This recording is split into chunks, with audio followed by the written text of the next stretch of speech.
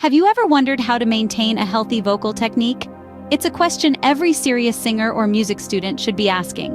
Vocal technique isn't just about hitting the right notes or perfecting your pitch. It's a comprehensive approach to singing that involves maintaining and protecting your vocal health. Imagine your voice as a finely tuned instrument. Just like a violin or a piano, it requires regular care and attention to perform at its best.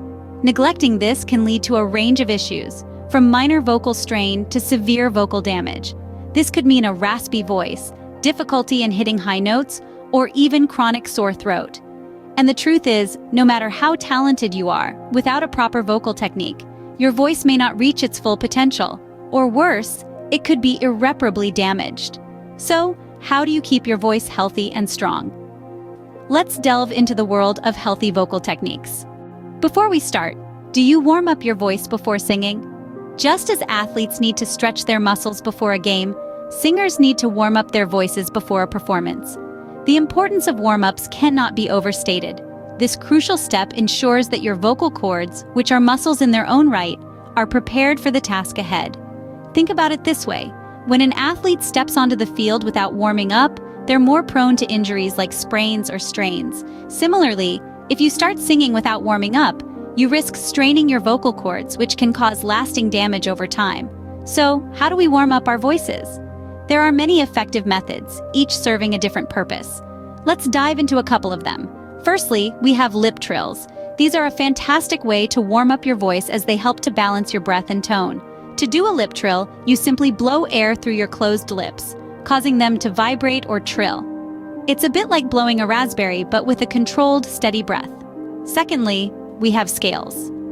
Singing scales is an excellent way to warm up your voice and improve your vocal range. It's a bit like doing lunges for your voice, stretching and strengthening your vocal cords. Start at a comfortable pitch and gradually work your way up and down the scale. These are just a few examples of vocal warm-ups. There are many more out there, from humming to vowel exercises, each with its own benefits.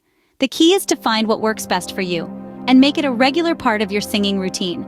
Remember, your voice is an instrument that needs to be warmed up before you start belting out those high notes. Just like a string on a violin, it needs to be tuned and prepared. So take the time to warm up, to protect and nurture your voice, making sure it's ready to hit every note perfectly. What do you usually drink before a singing session? Let's dive into this seemingly simple question, as it holds the key to maintaining your vocal health.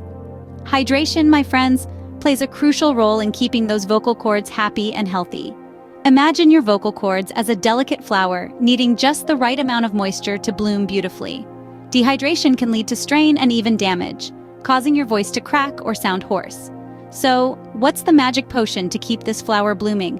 It's simple: water. However, not all beverages are created equal when it comes to vocal health. Some, like those containing caffeine or alcohol, can actually dry out your vocal cords. That's right. Your beloved cup of coffee or that relaxing glass of wine can be the culprits behind a less than perfect vocal performance. These beverages act as diuretics, speeding up the process of dehydration and leaving your vocal cords parched. This can lead to a strained voice and a lack of flexibility when hitting those high notes. So, what's the solution? Lukewarm water is your best friend here. It hydrates your body, including your vocal cords, without causing any discomfort or shock, which cold water might do. Remember, your voice is an instrument and it needs the right care. Hydration isn't just about quenching your thirst, it's about nurturing your voice, allowing it to hit those notes with ease and clarity.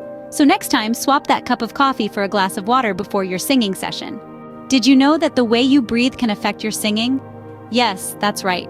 Breath control plays a pivotal role in singing, and mastering it can significantly enhance your vocal performance. Let's start by understanding the basics. When we talk about breath control, we refer to the ability to manage the airflow that powers your voice while singing. A good singer knows how to regulate this flow of air to maintain a steady, controlled sound. Now let's delve into some techniques. The first one is diaphragmatic breathing. This technique involves breathing deeply into your diaphragm, not just shallowly into your chest. When you breathe this way, your stomach and lower ribs expand, allowing you to take in more air. This provides a more potent, sustained force for your voice. Here's a quick tip. To practice diaphragmatic breathing, lie flat on your back and place a book on your stomach. As you breathe, try to lift the book. Next, we have the rib reserve technique. This method involves inhaling deeply, then maintaining an expanded rib cage even as you exhale and sing. By keeping your ribs expanded, you create a reserve of air that you can draw upon while singing long phrases. Then, there's the pursed lip technique, which is quite simple. All you need to do is slightly purse your lips, as if you were about to whistle, and then breathe out slowly. This helps to control the flow of air and prevent excessive breath pressure that could strain your vocal cords. Lastly, let's consider the silent laugh technique. This method involves mimicking the action of a silent laugh. Your diaphragm and stomach muscles contract, your chest and ribs expand, and you take in a quick, deep breath. This is particularly helpful for quick breaths in the middle of a phrase or song. All these techniques can help you improve your breath control, and thus your singing. Just remember, practicing these techniques regularly is the key to mastering them. Just remember, singing is as much about breathing as it is about making sound. How often do you rest your voice? This is a question that many of us, especially those who use their voice professionally or academically, may not ask ourselves enough. The reality is, just like any other part of your body, your voice needs time to rest and recover. Consider this: if you were a runner, you wouldn't run a marathon every day without taking a break, would you? The same principle applies to your voice. Continuous singing or speaking without taking adequate breaks can lead to vocal fatigue, which is a fancy way of saying your vocal cords are tired. Push this fatigue too far and you risk vocal damage, which could potentially affect your ability to sing or speak. So what's the solution? Regular vocal breaks. If you've been singing or speaking for an extended period, take a break. Have a cup of tea, read a book, do something that doesn't require you to use your voice. This gives your vocal cords time to recover and can help prevent vocal fatigue and damage. And let's not forget about sleep. Getting a good night's sleep is essential for overall health, and your vocal health is no exception. When you sleep, your body goes into recovery mode, healing and repairing your muscles, including your vocal cords. So, next time you have a big performance or presentation, remember to schedule some vocal downtime. Don't forget, your voice needs rest just as much as your body does. So, to recap, maintaining a healthy vocal technique involves a few key steps that we've discussed today. Let's take a moment to summarize these crucial points. Firstly, we've learned about the importance of warm-ups. Just as an athlete wouldn't sprint without a good stretch first, a singer shouldn't belt out those high notes without preparing the vocal cords. Warm-ups help to elevate your voice's performance and protect it from potential damage. Next, we've delved into the critical role hydration plays in vocal health.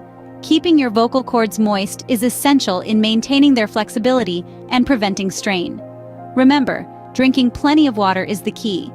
But avoid caffeinated drinks as they can dehydrate your vocal cords. Then, we've examined proper breathing techniques. Breathing from your diaphragm, not your chest, can provide the support your voice needs to produce clear and powerful notes. When you breathe correctly, you're not only supporting your voice, but also reducing the risk of vocal strain. Lastly, we've underscored the significance of vocal rest and recovery. Your vocal cords are like any other muscle in your body. They need time to rest and recover after a strenuous workout. So don't forget to give them a break every now and then. In essence, a healthy vocal technique isn't just about how you sing, but also about how you take care of your voice off the stage. It's all about balance. Balancing your practice with rest, your performance with recovery, and your passion with self-care. Remember, your voice is a unique instrument, one that needs to be treated with respect and care. Each step we've discussed today is a piece of the puzzle in maintaining a healthy vocal technique. And when these pieces come together, they form a beautiful picture of vocal health and longevity. By following these steps, you can keep your voice healthy and strong and continue hitting those high notes for years to come.